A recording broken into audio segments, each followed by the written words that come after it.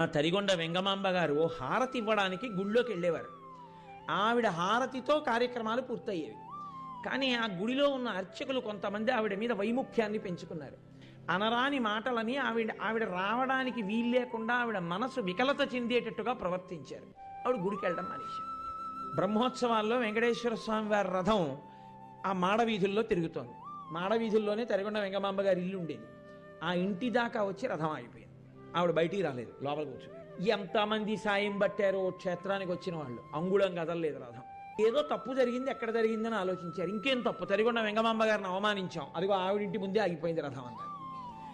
అయితే వెళ్ళి ఆవిడనే పిలవండి అన్నారు. వచ్చి ఒక్కసారి రథానికి హారతి అమ్మా, రథం కదులుతుంది అన్నారు. ఆవిడొచ్చి హారతి ఇచ్చారు. వెంటనే రథం కదిలిపోయింది.